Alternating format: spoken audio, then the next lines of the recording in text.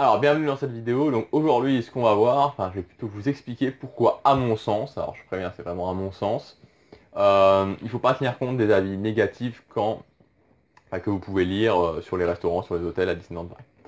Alors, juste avant, comme d'habitude, vous êtes libre de télécharger mes 5 vidéos qui sont pas sur YouTube, qui sont entièrement privées, où je vous donne mes meilleurs conseils pour améliorer votre séjour à Disneyland Paris. Donc en cliquant sur le lien qui est juste au-dessus ou sur l'image qui est juste à côté, c'est entièrement gratuit. Vous rentrez juste votre adresse mail et ça arrive immédiatement sur votre boîte mail. Donc, pourquoi il ne faut pas tenir compte des avis négatifs? En fait, voilà, l'idée en gros, c'est quand on organise son séjour à Disneyland Paris, de zapper complètement les avis négatifs des gens. Je vous explique. Voilà, donc il y a 4 ans, j'ai commencé à aller à Disneyland Paris, donc je faisais ma première visite. Donc j'ai fait ma première visite au Newport Bay Club en novembre 2010, et puis après j'étais à l'hôtel Disneyland en février, fin janvier à cheval sur les 2 mois, début février 2011. Et donc, en gros, voilà, j'avais pas préparé ma visite quand j'y étais. Et bon, après ces 2 séjours, vraiment, voilà, j'avais adoré, mais j'avais l'impression d'être un petit peu passé à côté.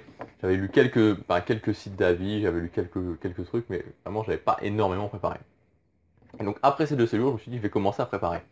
Et quand j'ai commencé vraiment à organiser mes séjours, alors évidemment, la qualité de mes séjours s'est améliorée de façon assez énorme et très rapidement, mais surtout, le truc c'est que voilà, donc je lisais les sites d'avis. Bon, alors les sites d'avis, je les ai très très rapidement zappés. Comme je vous dis, il faut vraiment les zapper au plus vite. Donc c'est genre TripAdvisor par exemple. Et je lisais pas mal de forums, pas mal d'avis, de Trip Reports, etc. Euh, et au bout d'un moment, bah, j'avais un petit peu de mal, parce que je me disais, j'étais un petit peu perdu dans la masse d'avis négatifs. Et le truc avec les avis négatifs, c'est qu'au final, bah, c'est toujours les mêmes choses qui reviennent. C'est-à-dire que c'est difficile de choisir, parce qu'on va vous dire, bah, par exemple, j'aime pas ce restaurant, ok, et j'aime pas ce restaurant, c'est trop cher, la nourriture est pas bonne, le service est pas sympa, voilà, ou ci, ou ça. Et donc c'est tout le temps, tout le temps, tout le temps les mêmes choses qui reviennent quasiment. Vous pouvez dire, voilà, pourquoi t'as pas aimé? Bah, je sais très bien que c'est parce que voilà, ça va être trop cher, parce qu'il y a eu ci, parce qu'il y a eu ça. Donc voilà, c'est très difficile d'objectivement se dire, voilà, il a pas aimé, est-ce que moi je vais pas aimer, ou est-ce que... Et c'est forcément, c'est sûr, on est toujours tenté quand il y a un avis négatif de dire, bah je vais pas y aller parce que c'est trop cher, pour ce que, par exemple, quand on vous dit c'est trop cher pour ce que c'est, bah forcément il y a personne qui va être très très chaud pour aller dans un restaurant, sachant que apparemment c'est trop cher pour ce que c'est, donc ça tombe sous le sens quelque part. Mais voilà, et donc au final, bah, j'allais quand même tester ces restaurants et je me rendais compte que bah, c'était pas du tout ça, quoi. Il y avait des restaurants, et donc par exemple pour le California Grill, voilà, c'est un très très bon exemple, parce que le California Grill, c'est un restaurant que j'ai testé assez rapidement dans mes visites, et à cette époque-là, justement, il se faisait mais incendier ce restaurant, mais vraiment c'était incendié. Et quand j'y suis allé, mais j'étais pas du tout d'accord, mais alors pas du tout d'accord, j'ai trouvé ça génial, j'ai vraiment adoré, je crois que le rapport qualité-prix était bon, le service était vraiment superbe. Voilà, alors, mais alors, il y avait peut-être 40 avis négatifs à la chaîne, et j'étais pas du tout d'accord. Enfin, voilà, il y avait eu en tout cas beaucoup d'avis. Et à partir de ce moment-là, je me suis dit, bah, je vais changer complètement de tactique. C'est-à-dire qu'au lieu de faire comme tout le monde, de lire les avis négatifs et de me faire mon opinion sur les avis négatifs, je vais complètement changer, je vais faire mon opinion sur les avis positifs. Alors maintenant, je zappe complètement les avis négatifs, je les lis même plus, ça m'intéresse plus, et je me base uniquement sur les avis positifs. C'est-à-dire que je vais chercher à savoir sur l'avis positif. Donc en général, les avis positifs, vous remarquerez qu'ils sont souvent plus détaillés que les avis négatifs. Parce que quelque part, bah, quand on donne un avis négatif, bah, on va dire c'était trop cher, et voilà, bah, on trouve que c'est suffisant. Mais quand on donne un avis positif, bah, on va dire j'ai aimé parce que si, parce que ça, parce que c'était comme ci, parce que c'était comme ça. Donc ils sont en général plus détaillés, sinon vous pouvez demander aux gens, c'est ce que je faisais. Et, et voilà, et ça me permettait d'avoir une idée beaucoup plus claire, parce que c'est beaucoup plus facile de dire, bah, j'aime bien ça, voilà, la personne dit par exemple, moi j'ai bien aimé ça, j'ai bien aimé ça, j'ai bien aimé ça, j'ai bien aimé ça, et de se dire, bah oui, j'ai bien aimé, moi aussi j'aime bien ça, moi aussi j'aime bien ça, et donc je pourrais aimer, c'est beaucoup plus précis, beaucoup plus, ouais, c'est vraiment, ouais, c'est vraiment le mot, c'est vraiment beaucoup plus précis que si vous lisez des avis négatifs, où en général c'est toujours les mêmes raisons qui reviennent. Donc je vais vous donner un exemple, je vais vous donner un exemple, pardon, euh, sur le Blue Lagoon. Donc voilà, donc si sur le Blue Lagoon, je vous dis, moi j'adore le Blue Lagoon parce que on est dans une thématisation très très forte.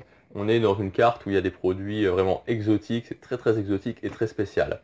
On est aussi dans un restaurant, on est dans une ambiance vraiment Caraïbe, ça rappelle les îles des Caraïbes, la Martinique, la Guadeloupe, la République dominicaine.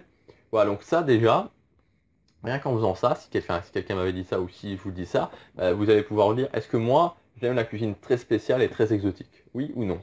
Est-ce que moi, j'aime les restaurants à Disneyland Paris qui sont très thématisés, où vraiment la thématisation, c'est l'élément le plus important du restaurant? Oui ou non? Est-ce que moi, j'aime vraiment cette ambiance île, voilà, cette ambiance un petit peu, voilà, île des Caraïbes? Oui ou non? Si déjà vous dites oui aux 3 ou si vous dites non aux 3, vous avez déjà des éléments très clairs de réponse. Si vous détestez, enfin si vous aimez la cuisine plutôt classique, vous détestez la cuisine exotique, si vous n'aimez pas spécialement les restaurants à thématisation, ou si en tout cas ben, le restaurant soit thématisé ou pas, vous vous en fichez un petit peu, voilà, ça va vous donner des avis beaucoup plus précis.